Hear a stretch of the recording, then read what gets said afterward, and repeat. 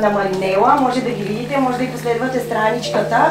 Има доста бременни майки, които ще се сблъскат, може би със съня на бебето, може би няма да се сблъскат със съня на бебето.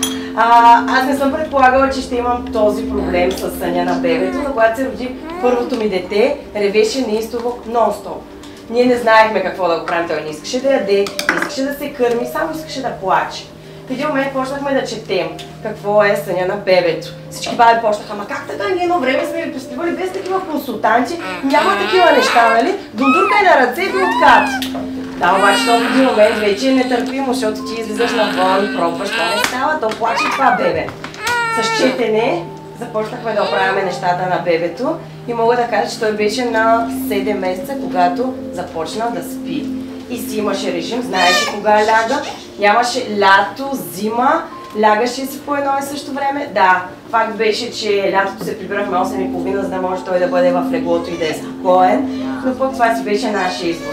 С второто ми дете започнахме още от родилното с неговия режим и аз знаех вече как да подходя и какво да правя с съня и не се сблъскахме с този проблем. И си го кърмих 8 месеца и си спеше добре. Затова, че ако имате въпроси, ще ги задавате на нея. Оставям всичко в нейните ръце сега. Ще се позиционирам от другата страна. Добре, където ти е удобно. Извинявайте за което, заради техниката. Много ми е приятно да се запознаем. Аз съм Маринела Йорданова, сертифициран консултант в детски сън. Завърших курса при, за мен една от най-добрите, Мамо спи ми се, Йоанна Маринова ми беше ментор през цялото време, така че сме да твърдя, че съм учила при едни от най-добрите. Радвам се, че днес сте тук и има толкова много заинтересовани от съня на децата си, защото съня, освен всичко, е и здраве. Хората все по-малко си дават сметка, че това да спим пълноценно, като възрастни и като деца, ни дава много предимства, като вече с годините. Защото едно дете, което е хронично недоспало, това се отразява в по-голяма възраст. Това е предпоставка за напълняване, за диабет и за такива заболявания, които вярвам, че никой не иска да се случи на децата. Нещо, за което искам да обърна много голямо внимание днес е за безопасния сън на децата. Вярвам, че всички сте чели и всички знаете за какво става въпрос, но едно от най-важните неща е безопасността. Какво визирам? Това е децата да спят по гръб. Знам, че в родилния дом всички ще ви кажат, ама детето да е на една страна, ама ако то нали повърне да може да поспоря. Това има вече научни доказателства, които доказват, че не е така. Защото детето, когато е по гръб, трахеята и хранопровода, оттам всъщност идва проблема. Хранопровода остава отзад, а трахеята е отпред. Когато детето е по гръб, дори и да повърне нещо, това се връща обратно по хранопровода, а не се аспирира в трахеята. А когато детето е на една страна, шансът да се аспирира в трахеята е много голям и да се получи задушаване. Ако другото е при тих рефлукс, може би ще го чуете или ще се сблъскате, докато детето спи, може да чуете едно изкашляне, едно е такова. Това означава, че детето е повърнало нещо, върнало се на правилното място. Не е стряскащо, детето не се е събудило, нищо лошо, не се случва нормалния рефлекс на всяко бебе. Да не се притесните, защото има родители, които се притесняват от това. Другото, което е важно да се каже, че в леглото на детето не е добре да има всякакви обиколници, играчки, каквото се сетите в леглото, няма място. Единственото, което може да сложите в леглото са чувалчета за сън или за повиване. Аз съм ви донесла, за да ви покажа. Това е много идеално, много добро решение за лятото. Виждам, че има доста бременни мами, които за лятото сигурно се чували за рефлекса на моро. Това е един рефлекс, при който бебенцето както спи, изведнъж се стряска, ръцете отиват настрани и просто се стряска и пак продължава да спи. Но има бебенца, които много се стряскат и не могат да спят от това. Ние бяхме такива. Точно това. Моята дъщеря по същия начин, тя много се стряскаше. В момента, в който се стресне, почваше един изтечен реч и съня рязко приключваше. И после един час се обикаляхме нали, с ревящо бебе. За да си го спестите, това е много добро решение, особено за лятото. Слага се бебенчето вътре, нали, слагате го вътре, прихлюпва се това и се закопчава. Много добро решение, пак казвам. Ако това смятате, че не е подходящо, има чувалчета за сън. Това е за доста голямо дете, но това, че е малко или е голямо, не пречи вътре в самото легло да има само чувалче. Препоръчително до 1 годишна възраст децата да спят с такъв тип чувалчета, защото нямат рефлекса да се загънат, нямат рефлекса, ако одеялото падне върху лицето им, те да го махнат. Шансът да се задушат е много голям, затова препоръчвам такъв тип. После, ако искате, оставаме ви тук да си разгледате този тип чувалчета. Другото, на което искам да обърна внимание, е, че детето е добре да спи в свое легло, още от началото. Това е добър навик за самото дете, впоследствие на вас ще ви е много по-лесно. Другото е поне първите 6 месеца да спите в една стая. Това е така, защото първите 6 месеца обикновено се храни доста по-често, отколкото последствие. Отделно, че вие самите ще сте по-спокойни детето да е на една ръка разстояние. Друго препоръчително е да не вземате детето при вас. Казвам го от гледна точка на това, защото примерно таткото спи по-дълбоко, може да се завърти, да го притисне, или вие имате дълга коса, може косата нещо да се заметне върху детето. Също не е добра идея, а и не създавате добър навик за самото дете. Предполагам, че за пушенето и за алкохола няма нужда да казвам, че не е препоръчително по време на бебе вкъщи. Другото, което искам да отбележа, е също да съдят на децата в количката. Пак отново се слага детето по-гръб. Там в случая може да го завивате с одеялце, понеже няма как там с чувалчета да са такива неща, но изрично да е добре подпъхнато, за да не може детето да го дръпне и да се забие през глава, примерно, или по някакъв начин да има опасност да се задуши.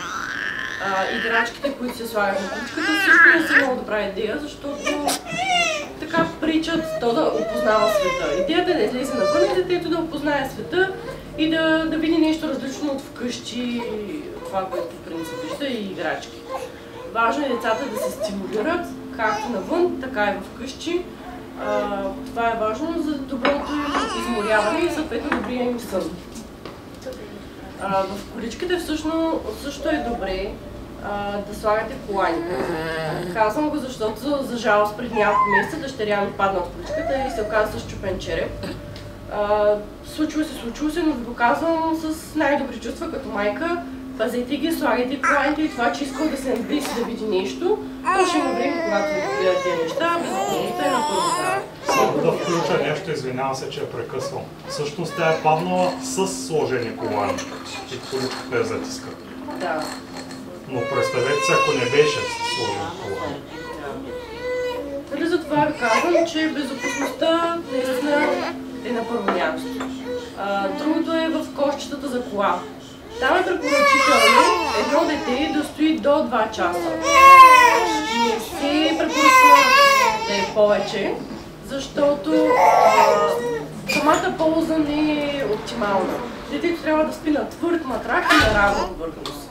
Без никакви подтигания, без антирефлуксни възглавнички и така нататък.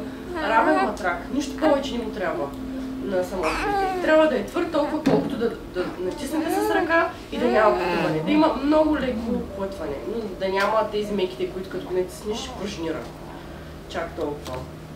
Другото, което е важно за количките, да не ги покривате с пелени, защото се получава парников ефект. Сложите ли една пелена, вие спирате циркулацията на въздуха, което представете си вие да сте на 40 градуса, да ви метнете една пелена и вътре температурата ще стане сигурно и 50 градуса може да стане. Нали също, ако искате пък все пак по някакъв начин да предпазите детето, добре има чадъри за количка, които са много добро решение. Другото е, ако много се изкочава детето, също се носи продължение от този тип, които са протектори против изкочаване.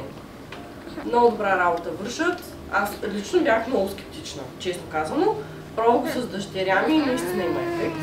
Дали не го казвам за да го рекламирам, казвам го от личен опит. Има такива и за кошчета за коли, също е много добър вариант. Така, да ви пропусна само нещо. Между другото да кажа някой, ако иска да си поръча от тези работи, може да я препоръчаме. Има шивачка в Русе, която шие поръчка. В смисъл, избирате с цвят, размер, така нататък. Другото е, сега е летния сезон, предполагам всички се чуете, това дете на климатик да спи, на не климатик ли, ама в другата стая, ама в коя стая. Препоръчително е детето, когато се внесе отвън навътре, климатикът да е или максимално близо до температурата навън, или те първо да се пусне, за да може детето да се свикне с температурата. Да стане постепенно. Не да го внесете от 40 градуса изведнъж на 25, то дори на вас няма да ви е комфортно на такава рязка промяна да влезете. Затова е препоръчително детето да се кара в температура близка до тази, която е било. За колата е по същия начин. Го вкарвайте в охладена вече кола. Вкарайте го в кола, която те първо трябва да се охлади, за да може просто самото тяло на детето да свикне с промяната на температурата. А вкъщи предполагам всички лятото на климатик, детето е добре да е или в другия край на стаята, където е климатика, или в съседната стая. Но няма никакъв проблем и с нашите деца се спали. Климатика е в едната страна, детето е в другата страна и сме нямали никакъв проблем. Нито се разболявали, нито нищо. Подходящо облечени, има се достатъчно таблица, в които може да прецените според температурата, която държите. Като нали, също температурата не е препоръчително да е много ниска и много висока. Нали, едно време бабите казаха, то на 20 градуса бе не гледали. По принцип е така, но ако на вас ви е добре, значи на детето му е добре. Ако на вас на 20 градуса ви е добре, има много силни родителите, които казват, ама тут заради климатика да не го разболея. И стоят на 40 градуса, то тогава и няма и такива жиги. Не знам как е било. Да. Аз ще ми благодаря, че съм оцеляла и да, казвам, нали, защото имайте предвид, че като взите хормоните... причинимо сега при нещите условия. То се оцелява, но не е комфортно. Хормоните почват да бият, як след раждането. То почват едни топли студени вълни. То нали, почва най-малкото нещо да дразни. Нали, аз след първото дете направо ми ще убия мъжа. Нали, казвам ви, защото наистина просто нали, отделно, че там имаха проблеми с съня. Той заспиваш само на ръце, оставиш ли го в леглото, почваш да ревее. В един момент заспиваш само на ръце, обаче обърнат напред да гледа и изправен. Нали, между 3 и 5 посреднощ обикаляне в стаята прави. Да. Нали, играли сме го този филм, много добре знам какво е да не се спи и да будувате по цяла нощ и да добре, а какво трябва да направят примерно сега бременните, които те първа раждат и видят, че бебето някакси излиза извън ритъма и не могат да го приспят, нали? И детето не иска да заспи. Имайте предвид, че много деца в началото са с обърнат режим. Повече спят през деня и съответно през нощта будуват. Това е абсолютно нормално, не трябва да ви плаши, но не трябва да го позволявате да продължава. Позволите ли това нещо да продължи, това означава, че нощем няма да спите. И това дете ще се свикнем и денем се спи, пък нощем моментите да се спасяват. В такива случаи трябва да будите детето. Колкото и да е трудно, знам, че е много трудно в началото, детето трябва да се буди. Поне половин час да има така нещо да гледа, нали, ви в това време, реално като го нахраните, докато смените памперса, той става време пак да спи в началото. Горе-долу така се процедира. Но внимавайте, защото децата много спят, ако са кърмени, особено едно кърмене може да отиде до 1 час. Просто детето, защото то се отнася, топличко му и приятно му и мама го пушка. И нали отивате ни кърмения по 1 час, но детето с затворени очи, това означава, че спи. Да не решите, че аз сега го кърмя и той е будно. Не. Затворени ли са очите, детето спи. Имайте го предвид. Нали, в последствие вече, ако тръгнете да следите интервали и такива неща, също го внимавайте с тези неща, защото е тъмък момента, в който нали, да решите, че той уж е будно, ама реално не е будно. Това нали, с нощното будване единственият начин е да го правите, като започнете да го будите и да се изкарва будното време през деня. Нали, имайте предвид, че детето най-вероятно ще е кисело, няма да е много щастливо ситуация, но така е. Може би за около 5 до 7 дни ще свикне с това, че вече през деня трябва да стои повече будно, а пък ще се спи. Нали, другото, за което съм си отбелязвала да говорим, е за признаците на умора и на преумора. Мамите, които са с бебета, най-вероятно вече ги виждат и ги познават добре, но нали, за мамите, които това ще им предстои. Признаците за умора, те са типичните за мен. Търкане на очи, дърпане на коса, нали, промрънкване, губене на интерес към каквото и да било занимание. Нали, тях няма как да ги сбъркате, че са така, вече детето минава към фазата, че му се спи. Важно е в момента, в който го видите, че детето почва да му доскочава, да му се доспива, да е вече така да почва да става нервно, да преминете към фаза на успокоение, което означава да е или да е гушкано при по-малките бебенца, при вече по-големите да е някаква игра, която да е с по-пастелни цветове, или книжки, които да разглеждат. Нещо, което да е успокояващо. Защото си представете вие да сте тичали сега тук 1 километър и да ви кажем, айде лягайте да спите. И ви няма да заспите. При децата е абсолютно същото. Когато нали, те до сега са тичали, скачали нали, при по-големите, при по-малките стояли са по корем, нормално е да не могат да се спят веднага. И това успокоение е много важно за всички деца. При малките деца отнема до 5 до 10 минути, при по-големите може да отнема и до половин час, някъде около 45 минути. Но това е вече за около годинка, да. Успокоението е важно, също за да може детето да легне спокойно и да може да спи по-дълго. Защото едно превъзбудено дете, преуморено дете, то не може да спи повече от 20 до 30 минути. Предполагам, че ви се е случвало, когато децата нещо сте били навън, приберете се, сложите ги да спят и това дете изпада в едни истерии или на 30-та минута се събужда с един плач и ви се чуете, аз нали го сложих да спи, всичко е наред, а пък то плаче. И това е защото просто детето не е достатъчно спокоено преди сън. Затова е важно будното време да се разпредели, да си има активното време, да си има успокоението, да си има ритуала преди сън, който обикновено е смяна на памперс, нали, гушкане, пускане на штори или на затъмняване с завеси и тогава поставяне за сън. Това е важно, за да се успокои детето. Имайте предвид, че при малките деца нервната система не е толкова добре развита и при тях най-малкото съответно се оказва голямо влияние. Ако тръгнете да следите интервали на будуване и сами да се опитате да се справите с това, как да разберете, че един интервал на будуване е правилния и точния? След като сме спазили всичко от успокоение, през тихите игри, ритуала за сън, сложим ли детето в леглото да заспи, то трябва да му отнеме от 5 до максимум 10 минути. Това означава, че детето е добре успокоено, че интервалът му е точен и може да спи. Ако не иска, значи или нещо не е успокоено, или интервалът е кратък. Имало е случаи, в които просто имайте им предвид, че тези таблици, които масово навсякъде се разпространяват, те са средностатистически. И това, че едно дете може да изкара, да кажем, 2 часа будни, означава, че другото ще ги изкара. Има случаи, моята дъщеря даваме за пример, защото повече деца на 6 месеца почват прехода за 2 спанета.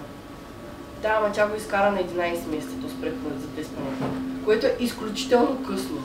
По нали стандартите по таблица. Но тя се спеше нощем. И няма проблем. Да. Така че, щом детето спи нощем и през деня е в добро настроение и не виждате нещото, няма смисъл да пипате режима. Може да разбутате всичко. Щом сте нощем и това ви устройва, значи сте идеални. Но ако детето, примерно, решили сте, че му е време да спи, почнете да го приспивате, сложите го да спи и то или му отнема повече от 10-15 минути да се спи, или спи 5 минути и след 5 минути се отваря очите и е вече готов за игра, значи просто не му се е изпияло достатъчно. Не е било достатъчно изморено или съответно интервал му е бил къс. Това са нали, нещо, което може нали, така да го се хванете, да разберете дали всичко е наред. Относно признаците за преумора. Вярвам всички сте ги виждали с истеричния рев, с едно бебе, което изглежда се едно превъзбудено. Тук що е изпила една чаша кола или едно кафе и търчи навсякъде и вече е на върха на седмото небе. Нали, другото, което е, почват едни мъркания, едно каквото и да направите това дете, по никакъв начин не може да го успокоите. Това са типичните признаци за преумора. И това означава, че или сте изтървали момента на преспиване, или успокоението е закъсняло. Но при такива моменти просто трябва да следите за следващото преспиване, да го избегнете и да следите детето кога почва примерно да търка очички, да се зачервява между вежите и да почнете на по-навреме да го успокоявате. Това е, нали, което е по-важното. Друго, което съм си отбелязала, имайте предвид, че децата биологично са предразположени да стават рано. Между 6 и 8 е абсолютно нормално всяко дете да става. Тоест не се ядосвайте. Да. В смисъл, знам, че е гадно, изключително е. Да живее кафе. Да, нали? То не стига по Играем сме на 6 часа да става. Гадно е. Ако става в 4 или в 5, тогава вече е проблем. Но между 6 и 8 е биологично нормално детето да става, така че не ли дейте да му се ядосвате, нормално е. Просто защото децата са много по-първични от нас.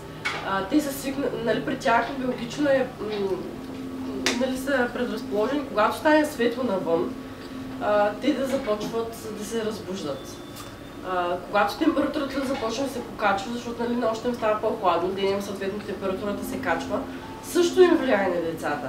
Нали, пак усещат. Около 4-5 часа започва да намалява производството на мелатонин, хормона, който ни кара всъщност да спим, и съответно децата започват да спят много по-леко и е нормално около 6 и 8 да станат. Ако има деца, които стават преди 6, това вече не е нормално. Значи имате проблем някъде с режима, нещо не е както трябва. Защото най-пълноценният възстановяващ се сън е от 9 до 12. Тогава децата успяват най-добре да преработят информацията от целия ден, да могат да се починат пълноценно и съответно нали, на другия ден да са отпочинали. Легнат ли си по-късно, много обичам бита, ама служи го по-късно, то ще стане по-късно. Повярвайте ми, не работи. Пробвали сме го, понеже може ми, нали, той малко слушам факти. Дай да го сложим по-късно, и ще стане. Да, ама не, то става още по-рано. Слагали сме примерно дъщеря ми в 10 в 11 и сутринта в 6 часа всички сме на крак. Ако я сложа примерно в 9, сутринта в 7-7:30 е станало. Което първо, че скъсява нощния сън. Второ, че нали, никой не иска да стане в 6 часа. Най-простото. Затова казвам, че нормално е децата да си лягат рано. Не дейте да им се ядосвате, ще има време да излизаме нали, по заведения и по такива. Това е първите 2 години, обикновено децата стават така по-раничко и заспиват по-раничко. Вследствие вече децата са по-склонни да може да ги допреспим сутринта да спят по-късно или да издържат повече време да си легнат по-късно. Когато е изграден този режим от малък, съдейки по сина ми, който е на 5, той всяка сутрин си става в 7:30 за детска градина и той си го знае. Да. Той не се събужда раздразнен и ценно на сила става. Не, защото той си е легнал до 9:30 вечерта, той е в леглото. Нищо, че е лято в момента. Моите прави, че децата много обичат рутината. Повтарящи се действия. Нали, да знаят, че сутрин ставаме, мамаме, храни, смием, памперс и излизаме на разходка. Но да знаят, че това е сиктин, това им дава едно спокойствие на самите деца и те чувстват, че се едно те контролират деня. А реално вие го контролирате, не те, но това е важно нали, да имат един ритъм на деня. Това им дава много голямо спокойствие и може да се забележите, че ако някой ден промените нещо, на някъде сте, например, на преглед или на рожден ден и просто рутината ви е много по-различна за деня, детето ще е много по-изнервено, много по- някак се едно хаотично се чувства самото дете и нали, затова ви препоръчвам самите тези интервали, които се спазват, нали, самите режими, не ги правим толкова, защото само единствено за съня, Ами правим случай, децата им се чувстват по-добре така. Реално едно време лека нощ съм чуя било в 8 часа и Да. всички сме си лягали тогава. Да. Нали, просто едно време не сме си давали сметка, че, нали, както тя каза, нали, тогава в 8 часа се давали лека нощ съм чуя и, нали, всички сме си лягали. Просто тогава е ставало много по-интуитивно някак. Докато сега малко се едно прекалено многото информация, прекалено много сме се главяваме в това дете сега, нали, всичко наред ли, ама то защо плаче. Имайте прави, че децата, това е начин да комуникират с нас. Това е начин да кажат, бе, мамо, не ми е добре, айде вземи малко да се поразходим. Или да ти кажат, бе, мамо, то с памперс се за смяна. Нали, другото е, с времето ви ще забележите, че самия плач е различен на децата. Има разлика в плача и ако се заслушате, ще уловите кой плаче за мама един, гладен съм или жаден съм, кой плаче за смени ми памперса и кой плаче за спи се.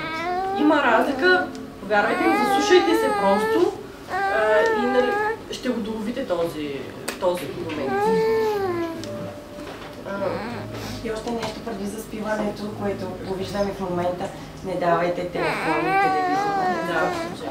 Наистина, смисъл, спестете си го това нещо. В момента се наблюдават адски много дигитални деца, които ги определят като аутисти. Точно заради този момент. След като почнете с захранването, ако има един постоянно пуснат телевизор насреща, тези деца просто вперват поглед в този телевизор, отварят уста механично и изобщо даже не знаят какво се случва. В момента, в който този телевизор спре или излезе навън, детето ви казва да яде. И казвам ви го от опит, защото много родители просто ти са пуснали за фон, защото цял ден си сам вкъщи, искаш някой нещо да ти боботи там, колко да не се чувстваш сам. Не дейте да го правите. Чисто приятелски ви го казвам, защото децата много бързо привикват. Те са ни картинки, едно мигащо, пилкащо, тях им е интересно. Те не осъзнават какво всъщност се случва. Същото е в колата. Много родители тогава, за да тръгнат на по-дълъг път, си позволяват да пуснат. Да. Тогава е добре да съчетаете спането на детето с тръгването на път.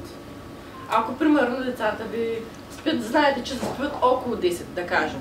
Ви просто ще съчетаете тръгването да е в 10 часа. Около 10 да тръгнете, за да може детето да спи в колата. Нали, ако е по-дълъг пътя, варианта е или да тръгнете през нощта, за да може нощния му сън всъщност да е в колата. Или просто да тръгнете в момента, в който детето ще спи, да има поне половината път, в който да спи, останалата половина, нали, да слезете малко, да се разходите, нали, да се разтъпчете и вие и детето и да продължите. Другото е, забравих да кажа за безопасност в колата, децата винаги трябва да са обратно по посока на движение. Това е препоръчително до 4 годишна възраст. Казвам го, защото децата нямат така добре развита мускулатура. При един удар, не дай си Боже, това дете няма тези рефлекси, които ние имаме, да се стегне, да не отиде толкова напред. Те са деца, те нямат тези рефлекси, които ние вече сме развили. Затова ви казах, че те са доста по-първични от нас. И освен да се стегне, защото ние си плохо столчина консултираха, казаха, че проблема е когато се вози по посока на движение, понеже голяма част от теглото на бебето е в главата му. Да. И когато и реално то няма въздушна възглавница, също и главата му пада напред, за това задължително ги обръщайте назад, нали. И така ще свикнат и няма да иска да гледа иначе, като сега го возите наобратно и после като стане голям абсурд да го върне с гръб, защото иска да гледа. Реално в Испания това си е законите до 4 години, там се возят така. България само е прието по-рано, нали, да... И мисля, че България е до 1 година. Да. Съм много сигурна. Като... Шофирането отпред много е важно да се изключат ербеците за майките, които шофират, понеже летално е, ако се пусне ербека, когато бебето е на предната седалка. Нали, другото е, което... Ама не, то може да е отпредно, просто ербека не трябва да е включен. Пак може да е на обратна посока на движение, но отпредно просто трябва задължително да е. Нали, има такива огледала, които се слагат на самата седалка, така че да може да го наблюдавате детето, когато е обратно в посока на движението, а вие сте отпред, съответно. Другото, което е, нали, столчетата, които са с Изофикс, нали, те могат да се въртят всичко посоки. Виждала съм, нали, в социалните мрежи много често клипчета как детето е на една страна завъртяло по посока на движението. Не си го позволявайте, опасно е. по същата причина. При един евентуален сблъсък, главата на детето става един къмшичен удар, което главата отива напред и се връща назад и то няма мускулатурата по този начин. Веднага нещо може да се пречупи, може нещо да се засегне. Нищо минимално е, затова ви го казвам, за ваше добро е. Колкото по-дълго возите детето наобратно, толкова по-добре. Не се притеснявайте, че краката му били свити, че такова. Децата са толкова изобретателни, те го обръщат на игра и зависи и вие как ще го представите.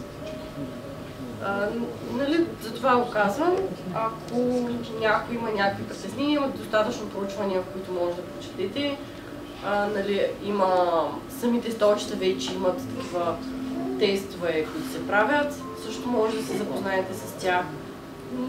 Нали, но винаги се информирайте, каквото и решение да вземете.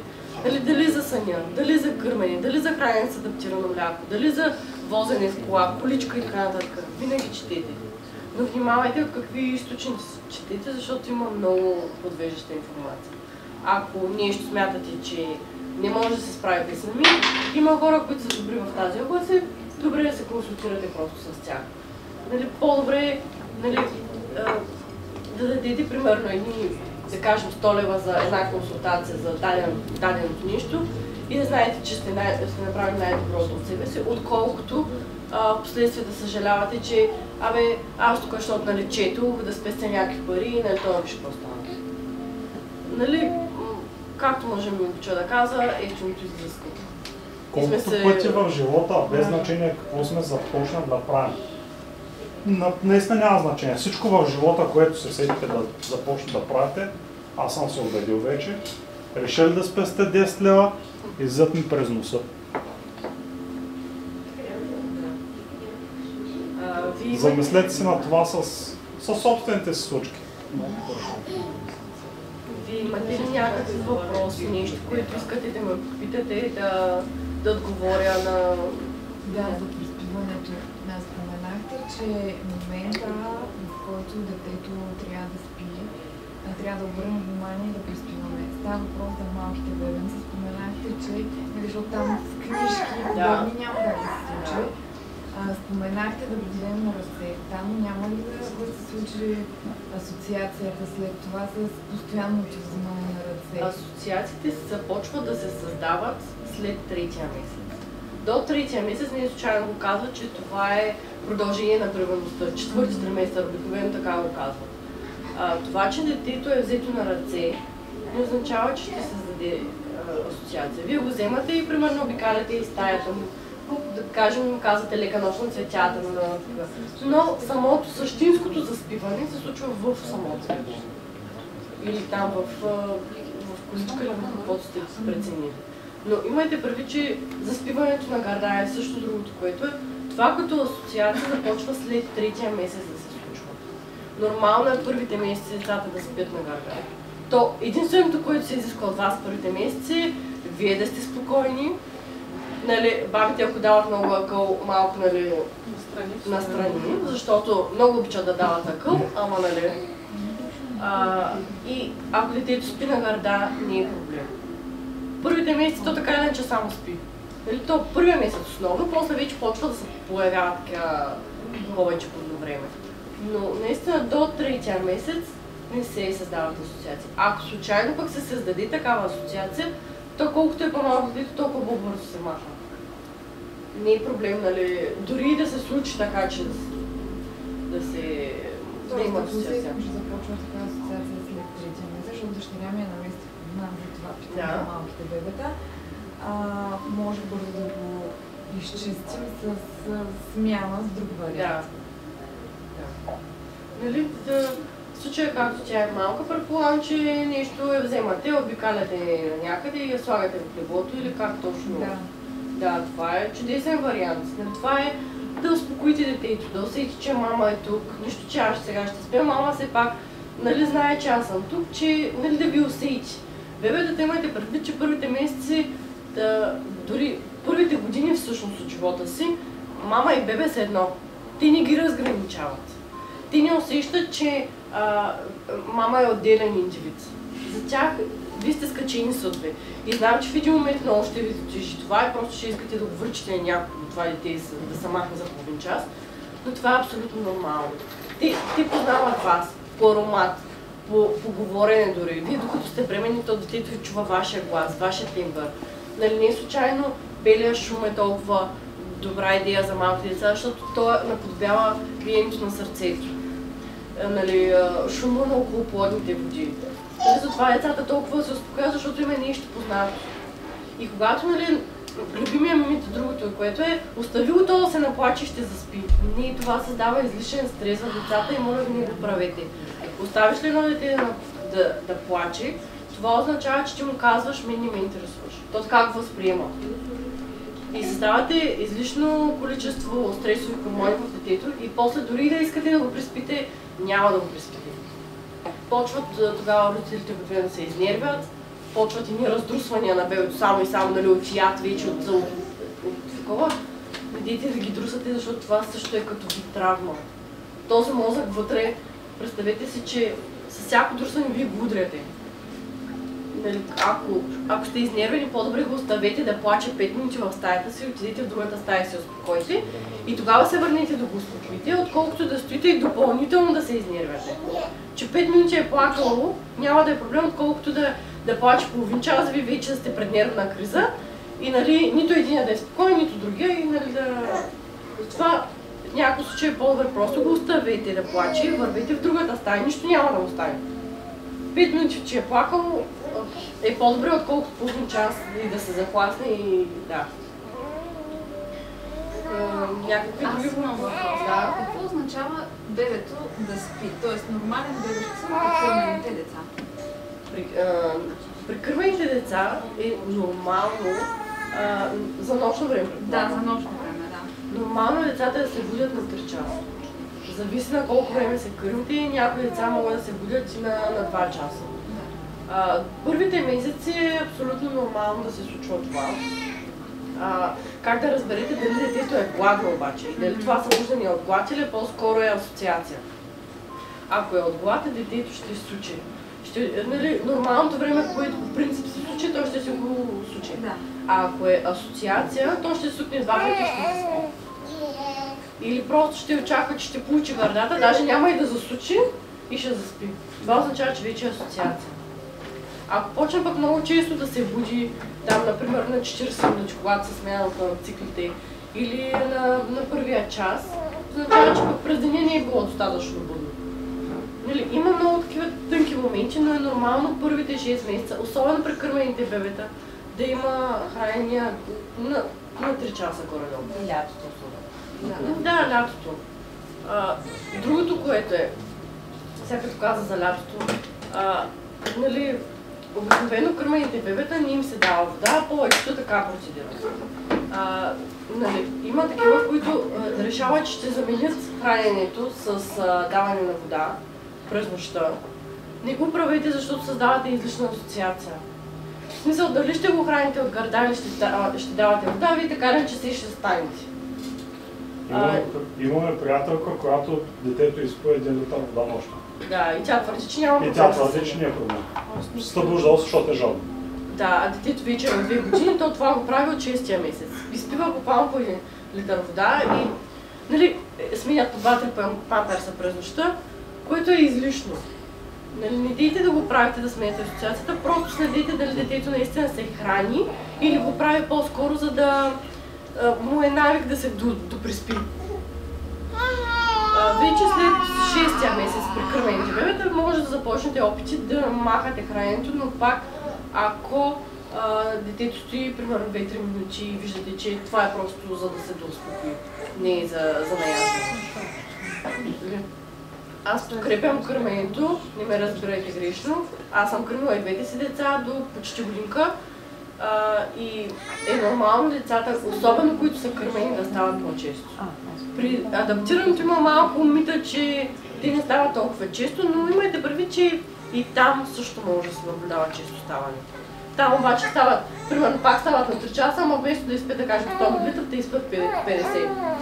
И след 3 часа пак се ги доизпиват другите. Така че това как е хранено детето и дали съня му влияе на начин на хранене, двете не са взаимно свързани. Не дейте да си мислите, че сега, ако го обърнам само на адаптирано, вие всички ще спите. Няма да спите, защото то вече си е навик. Просто нещо с режима ни е както трябва. Защото има много хора, които казват, ами, аз спирам да кърмя, защото не мога да се наспим. Да, ама няма да си решиш проблема. А пък кърменето за мен е най-доброто от гледна точка на майката и на детето. Някой друг? Аз искам да питам за нощното хранене, защото педиатрката беше много против. В смисъл беше ми казала, че трябва да го откажа, било много лошо, че да храни вечер, обаче ние още не сме го спрели, защото той просто плаче и се търси вечер. Вечер преди заспиване или през нощта? През нощта. На какво му давате? Ами, по принцип кърмя, обаче вече го отбивам и замествам с кисело мляко вече. И за през нощта? Само през нощта му давам кисело мляко, иначе през деня да една храна. През деня се храни нормално? Да. Ами, на колко е? Ами, другия месец ще правим годинка. Да. В принцип за децата на годинка вече е нормално наистина да няма нощно хранене. Начинът, по който може да го откажете от това нощно хранене, единият вариант е да се намаляват самите милилитри от самото хранене. В смисъл, ако сега да кажем изяжда 100 мл, примерно. Започвате 2 вечери да му давате по 80. После по 60. Как постепенно да се намалява това нещо? Защото то вече е навик, то не е необходимост. Така, защото се търси и се реве. Вече е навик. Децата на около годинка са достатъчно осъзнати да могат да си поискат. Нали, имайте предвид, нали, не ви манипулира, защото някои хора си мислят, че ги манипулират. Това се случва на вече по-късен етап, около 3 години почва да схващат идеята за манипулирането. Просто му е навик. Ако през деня се храни нормално, надава се нормално, това нощно хранене наистина няма нужда от него. Вариантът е или да намалявате милилитрите на храненето през нощта, или да започвате да го разреждате все повече. Да става все по-будкаво и той да се откаже само от него. Аз и двете си деца така ги обутках. Да, казвам, че смисъл децата ми да работят, вече ви се пресени според детето, защото всеки си познава детето, кое е най-добре би работило. Нали, или намаляване на милилитрите, или просто да става все по-воднисто, то вече ми казват. Да, защото то няма вкус на нищо вече и те са ми го отмахат. Това са, но нощните хранения до годинката вече трябва да сте приключили с тях. Ако има, то е защото детето не се храни пълноценно през деня. И реално се набавя калориите през нощта. Като намалите приема на калории през нощта, трябва да ги изместите през деня, за да може да се храни пълноценно, съответно и да надава както трябва. Някакви други въпроси? Да. Добре. Ако примерно детето до 3 месеца и половина през деня, като го ставя в леглото само е можело да заспи, обаче след 3 месеца и половина, освен апния на ръце, не може. На какво може да се наложи това? На неправилен режим. Обикновено това е. Или вече може да се стане, на колко е детенството? На 4 месеца и половина. Може вече да се създава като асоциация да се приспива на ръце. Ама не става въпрос, тя се приспиваше сама. В смисъл, аз така я бях научила, но изведнъж започна да не може да се спива сама. Тази прословута регресия около 4-тия месец, които всички много се плачат от нея, това е регресията, специално тази в 4-ти месец, когато бебето започва все повече неговия сън да прилича на възрастен. И да е така, да го имат циклите на повърхностния сън, на дълбокия сън и пак на повърхностен сън. Докато когато са по-малки бебета, те просто са заспивам и спя, събуждам се и съм буден. Докато вече след 4-тия месец започват да спят по-леко в началото, първите 10 на минути може да ги забележите, че много по-лесно се събужда. Тя е така от началото, откакто се роди беше по този начин. Аз после я научих да заспива, обаче в един момент към 4-тия месец започна да има пак проблем. И примерно да спи по 30-40 минути само. Пробвали ли сте да увеличите будното време? Да. В смисъл, но някой път става нервна. Начинът, по който това, че спи 30-40 минути, означава, че е къс интервал. Обикновено сега, нали, говоря по принцип, защото не съм видяла точно какъв е режима на детето. Най-добре е да пробвате да увеличавате. Ако примерно сега издържа будна около час, половина-два, предполагам, в него порядък някъде. Да кажем 2 часа издържа. Пробвате 2 дни да увеличите с по 10 минути. Постепенно да увеличавате, нали, така да го увеличите, че да заспива за до 5 до 10 минути. Сложите ли детето да е спокойно и да може да заспи. Друго, което може е да вкарате леките асоциации, като потупване, шъшкане, милване. Да, това нещо, аз по този начин не бях научила да спи, но изведнъж просто всичко забрави това дете и започна. Да, тази е регресия точно, защото тогава децата започват да спят повече като възрастни и малко им е по-трудно, докато сипнат. Но може по този начин да увеличавате всеки ден с по 5 по 10 минутки самия интервал и да вкарате пак тези леките асоциации, които са с потупване, пошъшкване. Тоест, ако се събуди на 30-та минута, примерно, както е при нея, тя да опита да я доприспи с потупване. Да, ама аз се опитвам, но тя не иска, почва да ми се хили и това е. Значи просто е къс интервала. Просто трябва да се увеличи. Ако примерно това не и влияе на нощния сън? Не е проблем. В смисъл, за проблем се счита, когато нощния сън е нарушен. Когато имате по 5-6 събуждания за крайния, когато имате нощни пътувания и такива неща. Ако има минимум 10 часа нощен сън, в които нямате допреспиване на ръце, обикаляне на стаи. Тя се спи без пробуждане за хранене, без нищо нощен. Значи всичко е точно. Това, че вече става човече, смисъл, да е по-любопитна. Нали, имайте предвид, че има деца, които просто спят кратки дрънки. Защото нали, спеше по час и половина-два и това ни пречеше след това пак да заспи по толкова дълго, обаче изведнъж вече и хем става нервна, хем не иска да спи повече. Да, има деца, които в една възраст почват такива по-кратки дрънки, докато преминат на по-малко спане там. Нали, докато се увеличат толкова интервалите, че да могат да се съберат в по-малко спане там. Защото тя сега предполагам, че 4 пъти, може и 5 даже да има на ден да спи. Ами да, нещо. Да. Нали, трябва или да се опитате да ги фиксирате на 4 пъти, нали, да видите как ще се получи и да почнете вече лека по лека да се увеличават интервалите. Ако искате да увеличите дневния сън като сумарно за едно спане. Но ако не нарушава това нощния сън, няма... То проблема е през деня, защото тя почва да плаче и е нервна и аз нищо не мога да се свърша. Познато това, което нали пък го нямах този проблем. Да, има деца, които в една възраст почват така, нали, да са само кратки дрънки. Израства се за някакъв период, месец-два, докато се увеличат достатъчно интервалите. А после оправя ли се? Вече с по-големите интервалите, сумарно, нали, съня почва да се... Когато спи 4 пъти, ще го кажем така, по 40 минути, нали, то събра 2 часа и 40 минути. Когато спи 3 пъти, примерно по 1 час, нали, просто съня се събира в по-малко брой спанета. Защото да, тя някой пъти спи по 40 минути, друг път 3 часа си спи без проблем и ама никога не знам какво се спива. И не знам нещо къде бъркам аз в режима. По принцип, нали, при изграждане на режим се спазват точно часове. Нали, от събуждането до първото преспиване се спазва, да кажем, в случая примерно 2 часа. След първата дрямка, след следващ интервал се увеличава. Да, го правя, да. Но... като трябва това всеки ден да се спазва, да е максимално близко.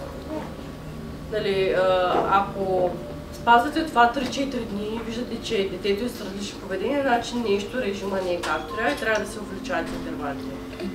Това е, нали, обикновено процедираме, че един режим действаме 2-3 дни, защото първия ден може детето да заспи и да спи много спокойно. Обаче на втория ден да е се едно, че не сме правили. Защото то просто отспива единия ден. И затова се пробва 2-3 дни самия режим дали действа и как детето се чувства. Но според мен по-скоро трябва малко да увеличите будното време, но като казвам с 5 до 10 минутки. Нали, да се увелича. Добре, благодаря. Моя въпрос е за помощта. Понеже моя син е на 6 месеца и половина, имаме много добре изграден дневен режим. Той се събужда между 7 и половина всеки ден, и първата му дрямка е между 10 и 11 часа. След това втората му дрямка е час и половина, от 1:30 до 3 часа, и му се доспива малко след 5, спи около половин час до 6 часа, и там откарва до 9. В 9 часа вече е заспал нощния сън. Но от 9 обикновено около 2-3 часа той се събужда, нямаме нощно хранене от 2 месеца и половина. Той отказва и вода да пие дори през нощта, въобще не се храни. Събужда се и става някакси активен, понеже е пълзи от 5 месечен, пълзи си из леглото, говори и се разсъмва. Като аз като го взема, веднага му се доспива и заспива. Не мога да го върна обратно в леглото му. Взимам го в леглото, което е next to me до мен, държим ръчички 5 минути и спи долу-горе до сутринта, или ще се събуди към 5 часа. Пак ще се подържим ръчички и пак да спива. Просто не знам как да я махна тази асоциация, някак се да се го приспива и да се продължи да се спива в леглото до сутринта. Колко време има сумарно дневен сън? 3 часа. Иначе от 9 до 7-7:30, което е долу-горе 10 часа. Да. Ами, по това, което ми разказвате, най-вероятно будното му време е по-малко от необходимото за него. Или пък дневния му сън е повече. Може да пробвате да увеличите малко будното време и да съкратите малко дневния сън. Да. Като почваме с 10 минути. Будното му време е между 2 часа и половина и 3. Като той пълзи изключително активен и много се измаря и сам търси бивата, слага се бивата. Той наистина много пълзи. И буквално само го бушвам и той е заспал. Дори някакъв път, когато го сложа в кошчето, той заспива напълно сам. Не мога да го... Някак си той сам си се заспива през деня. А пък като сме в количката, нали, то е ясно, естествено. Вариант е да пробвате малко дневния сън да намалите, за да може той да отиде в нощния. Нали, това е което, нали, например, виста мога да кажа, или да увеличите будното време, или да намалите дневния сън. Ако го намаля до 2 часа и половина сумарно дневния сън, това няма ли да е малко за него, като за възрастта? Ами има деца, които давам пример с едногодишните примери, защото тогава вече са на една дрямка. Има деца, които 3 часа не им стигат. Има деца, които с 1 час не е достатъчно. Разликата е огромна. Обаче самото дете си има индивидуална нужда. Дали аз затова ви казах, че тези таблици, които всички виждаме, те са просто средностатистически. Това не означава, че даденото дете трябва да будва точно 3 часа. То може да будва и 3 часа и 40. Ами на него му се спи, като спи, аз дори за последната дрямка го будя, да е не повече от половин час. За да може да се изкара, нали, до вечерта, да може да. Понеже ако му е малък, става да се събират много часове. А пък сутрин, след като се наспава много изморение, едва ми скарва до 10-10:30 и се спи. И след това на обяд пак много му се заспива. Това е точно, трябва да намалите дневния сън. Това е типичен признак точно за това. Защото когато на дете се събуди от нощния сън и е седнало уморено, това означава, че по-скоро дневния сън му идва много и през нощта не може да се наспи достатъчно. Нали, увеличите малко будното време, нали, говоря с 10 до 15 минути, ако успеете, и не съкратите съня с толкова. Нали, за да може да се натрупа достатъчно. Понеже знам, че дългия сън пречи на нощно спане. Повече от час и половина не е окей да спи на една дрямка. Принцип го дава, че един сън максимум трябва да е до 2 часа. Нали, за по-малките деца го казвам. Бебенцата те ще спят. Вие трябва да ги будите, да ги нахраните, но не ги оставяйте да спят повече. На втория час се будят, за да може това дете да има кога да се измори все пак. Както е при вас, може да е 2 кратки дремки, една дълга. Не е проблем. Нали, може последствие като тръгне прехода, ще бъдат примерно втората дрямка, ще трябва да я намалявате за сметка на третата. Мога да правя когато му е дискомфортно, например му е топло или му е студено и когато когато започне да става активен и изключително буден, това значи, че е много наспан. А когато просто се буди през час и половина, значи нещо не му е окей. Когато сте го сложили за нощен сън да спи и започна всеки час, на половина, един час, това означава, че не е достатъчно изморен през деня, че му трябва още будно време. Нали? Или много е спал през деня.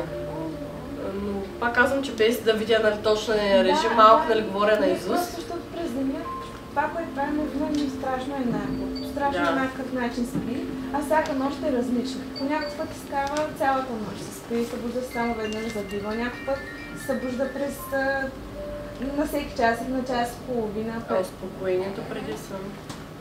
Еднакво ли е смисъл? Например, ние се прибираме, ако имало вечерна разходка, 8 часа да започва успокоението. Аз му правя масажи, пеем обикновено песни и 8:30 започва банята.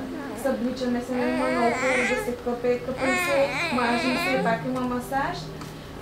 Хапва, 9-11, като се наяде, уриба се, 5-10 минути будува и заспива сам в ръцете ми буквално. Това е, че не го слагам в леглото, защото не заспива в ръцете. Говоря за вечерното. Да. Спи до към 2-3 часа и се събужда. Обикновено някакъв път му давам била и пак се заспива и спи към 5 часа. 5 часа се събужда. Малко се започва да се играе и когато го взема в мен, се заспива. Когато го сложа в леглото, се събужда. И един такъв цикъл, че трябва да го взема да го сложа в некстонито, за да продължи съня се и да спим до 7-7:30. За мен е по-скоро, че няма достатъчно будуване. Защото на такива събуждания преди 6 часа обикновено са точно не е достатъчно умора през деня. Нали казахте, че е активно детето, но просто явно има нужда от още примерно 10 минутки да кажем. Още по-голяма активност. Явно просто много спи. Не, буквално без стая имаме такива килими за пълзени, той е само пълзени. Явно просто много спи през ден. Да. Пробвайте да намалите. Само вижте на кой интервал е склонен да издържа повече. Нали, ние да го увеличите и малко да намалите, с колко сте увеличили, толкова да намалите дневния сън, да видите как ще е. Добре. Буквално още малко да пееш. Да, аз вече аз започвам сама да се измислям песни, защото не мога да запомня Може да си ги записвате и да сдадете албум. Държах пред огледалото, защото вече не знам какво да правим, нали, то песни, че втръсват, книжки, че втръсват. Просто стояхме пред огледалото, се гледахме докато минат тези 10 минути. Ами да, в един момент е много досадно, че трябва да го задържаш още 10 минути и ти си само си ще в колко часа. Колко часа, не стана ли вече, ама, нали, колкото и да е досадно, то е за да можеш да спиш през нощта. Пък това е само една седмица, нали, той после си знае, че да, трябва да си после се свиква, нали, тия промени обикновено за до 5 до 7 дни има на децата да свикнат с тях, после вече нямате проблем. Да си ги издържа нормално. В началото се водим по бебето, постоянно. Капва, да спива, капва. Има и. Кога започва да се превръща в режим, кога колко трянки са нужни, къде ги знаеш тези В началото, съвсем в началото, бебетата обикновено само спят. Особено ако е с жълтеница да, особено ако е с жълтеница, трябва да го будиш. Не е точно така. С жълтеница беше и ревеше неистово. Моята дъщеря беше с жълтеница, откъртваш по 6 часа, не може да се бъде да иде. Моята пък изобщо не искаше да спи. Изобщо. Да, и да не ви кажа, че на второто си дете минават запшепките, загасят лампите и това дете изтеряса. Към добре, всичко през деня сме правили както трябва. Накрая си пуснах фенерчето на телефона, като малка лампа. Шумим, музика пускаме, така говорим на висок глас. Защото нали в корема ни колкото и да е, там не е пълна тъмнина, нали? Все пак има малка светлина, децата са свикнали, имайте предвид и това да ви светне някаква лампичка, нали? Че може лека светлина да трябва да има в стаята на детето. Нали, не е цяла лампа пусната. Ами нещо може тук ще не са колкото ако трябва да станеш от леглото да не са прибити по пътя. Нали, ама да не е сега някаква ярка лампа, защото съм много случаи, в които слагат солна лампа, която все пак си свети доста. Червена лампа. Нали, Имам приятели, които пък тяхното до 2 години спешна червена лампа, защото децата не разпознавали червения цвят. Към то пак е светло. Още спи на червена лампа. Добре, пропуснала съм го. Това е бебето, което пие по 1 литър вода. Да, в началото децата обикновено спят доста. Ти трябва да го будиш за хранене. Около края на първия месец почват вече да готуват, нали така да стоят повече време. От началото се водиш по детето. Като събуждане означава, то не иска ти му правиш събуди се, примерно, али, то не се събужда. Почваш да го събличаш, да изпита някакъв дискомфорт в себе си. Защото то трудно се събужда едно новородено бебе. Но ти знаеш, трябва да го храниш на 3 часа, за да може през нощта пък да може да спинка. Или да го кърмиш съответно. И нали не дейте, ама то спял, да няма да го будя. Бебите се събудят. Значи беби не събудя и мит. През нощта не се. През нощта, за добрата лактация, по принцип, консултантите по хранене препоръчват и през нощта се. Но ако през нощта, примерно, не кърмиш бебето, искаш да имаш кърма, просто можеш да се изцеждаш вместо да будиш бебето. Да, аз така правя, цедях се. Ставам да цедя, за да мога да придържам. Защото аз не виждам логиката да будиш бебе, ако спи, ако се събуди, да, ама през нощта конкретно. Според консултантите по кърмене и нощното кърмене, нали, аз съм го чула, че това стимулира лактацията. В смисъл има някакви хормони, които точно през нощта се отделят. Да, секрецията на пролактин е най-силна нощем. Обаче дали от помпа, дали от бебето, все е стимулация. За мен е много индивидуално, защото бебето по различен начин. Да, то самата асоциация майка-бебе, визуалното, пак ти отключва някакъв там.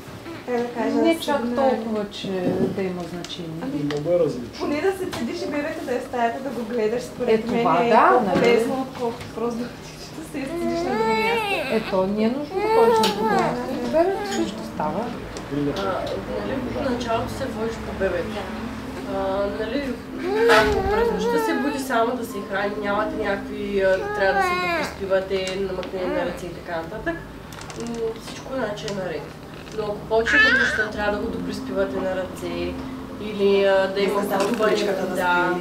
или някакви такива странни неща за през нощта, значи тогава просто трябва да промените да почнете да го държите повече будно и да му намалявате съня, но то пак е строго индивидуално. Какво се създава? Ами вие трябва да му помогнете, защото също важното за режима е да децата да стават в горе-долу един и същи час. Нали, не един ден да стане в 10, другия ден да стане в 8, на третия ден да стане в 7, примерно. Просто да имат горе-долу един фиксиран час сутринта. Както, нали, замислите си, вие всяка сутрин се будете, предполагам, по горе-долу на същото време. Будете се, кажем, в 8, всяка сутрин. Сега плюс-минус 10-15 минути не е проблем.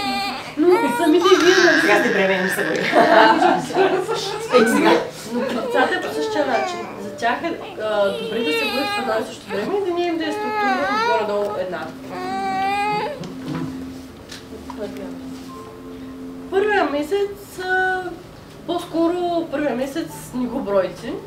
Защото, казвам така, защото първата седмица се в роджуното, после се прибират и на камара баби са ви отгоре, които да ви обясняват, ама сега какво да правите. После таткото тръгва на работа и вие изведнъж се оказвате сами с едно беби.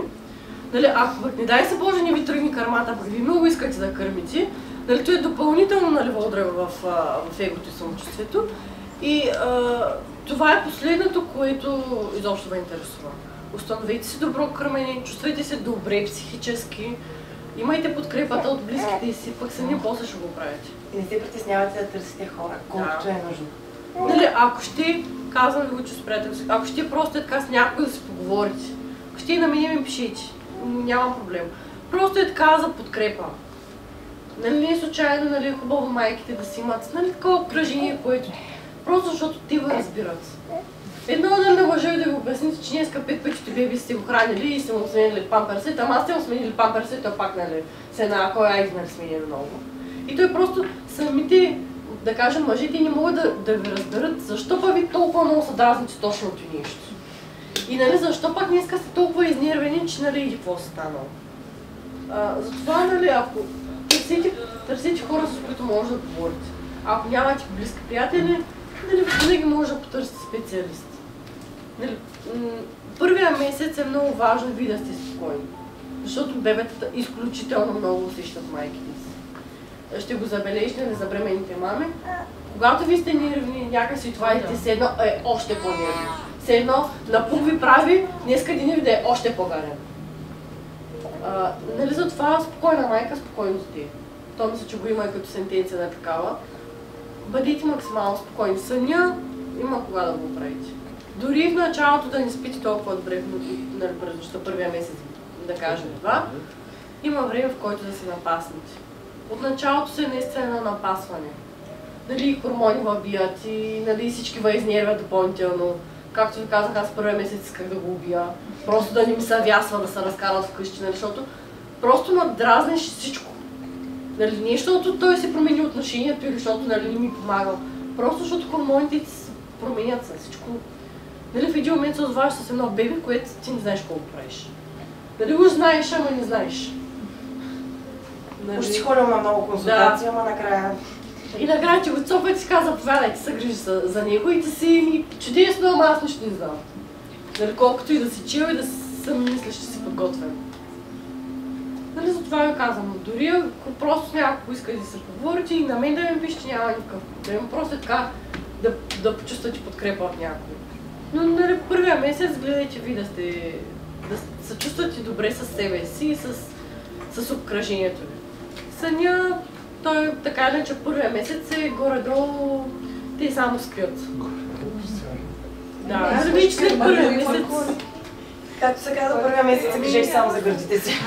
Защото и там има другия проблем, нали? Някой път, между другото, коликите се бъркат просто с недоспало бебе. Нали, другия много готин мит е, то коликите до 6-тия месец надържаха. Не коликите, ако са колики, до около седмица. Ще е големия дискомфорт. Зъбите е по същия начин. Ако е зъби, много обичат всички, те зъби. Тези зъби почват от първия месец до една година си Ама зъби. бебето, ако спи по принципи през колики и всякакви други колки минава по-колик. Да, но казвам, че хората масово мислят, че всеки дискомфорт на бебето е зъби или колики. Колкото пъти съм ходил, вече съм ходил доста пъти в спешност с дъщеря ми. Колкото пъти отида, всеки път са зъби. В спешност съм и те ми казват след зъби. А тя на 11 месеца няма един зъб. Тя на 11 месеца в момента няма, до днешна дата няма нито един зъб. И аз стоя в спешност на ръце, те ми казват зъби. Аз мисля, че е правилно да се определят в началото. И на следващия ден трябва да ти дойдеш. Коликите не са свързани с домашния дискомфорт. Те просто могат да бъдат... На запад ги класифицират като душевни колики, нали? Това пак потребността от... То се личи кога е колик и кога е, че има някакъв друг дискомфорт. Реч, който е, нали... Да, затова казах в началото, че колкото и странно да ви звучи, ще почнете да разберете по плача на детето какъв е дискомфорта. Има разлика. Ако искате потърсите в интернет, нали самата разлика в плача. Наистина има разлика по начина, по който звучи. Нали, ако ви не сте го усетили, нали, заслушайте се просто в децата си, нали, като има дискомфорт, защо плачат? Нали, какъв е звука точно, който издава? Има разработен изкуствен интелект приложение, казва се Baby AI, може да си сломиш бебето, както звучи, ще ти каже защо плаче. Което не е вярно естествено. Baby Translate. Да, това опита, нали? Да, за ти казвам.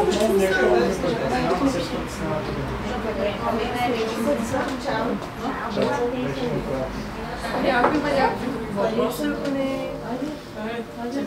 Да ви задържам повече. Надявам се, че ви е било полезно. Другия път да изпратя сега едни анкети, ако нямате да ми кажете за следващия път каква тема искате да сме по-конкретни, защото сега малко като ви път исках да видя, нали, с какви бебета, нали, бремени повече и така малко например сте го карах, но другия път искам да е с конкретна тема, така ще се радвам, ако ви кажете какво точно ви вълнува, да мога да съм още по-полезна.